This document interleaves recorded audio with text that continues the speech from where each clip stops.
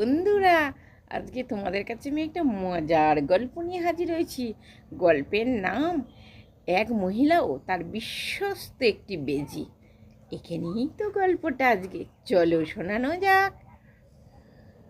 একদিন মহিলাটি তার শিশুপুত্রটিকে বেজির কাছে রেখে বলল, তুমি একে রাখো ঘণ্টাখানেকের জন্য, আমি বাজার থেকে ঘুরে আসি। বেজিটি বলল, ঠিক আছে। মহিলাটি বাজারে গেল। ঘন্টা দুয়েক পরে যখন ফিরে এসে দেখলো বেজিটি দরজার সামনে শুয়ে আছে আর তার মুখে রক্তের দাগ। এই দিকে মহিলাটি হিতাহিত জ্ঞান শূন্য হয়ে গেল। কোনো কিছু ভাবনা চিন্তা না করে সে পাশে পড়ে থাকা একটা মুগুর দিয়ে বেজিটাকে হত্যা করলো। তারপর ঘরে ঢুকে দেখলো যে শিশুটিকে যেখানে যে অবস্থায় শুয়ে রেখে গেছে, শিশুটি ঠিক সেখানে সেই অবস্থাতেই শুয়ে আছে। আর পাশে ছিন্ন বিচ্ছিন্ন হয়ে পড়ে আছে একটা গোখরো সাপ।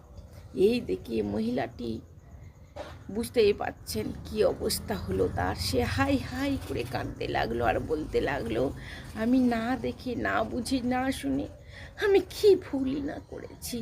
তাই বন্ধুরা, কোনো কিছু করার আগে ভাবনা চিন্তা করে করবেন। হঠকারিতার মাথায় ভুল সিদ্ধান্ত নেওয়া কখনোই উচিত নয়, তাহলে পরে পস্তাতে হবে, তাই না?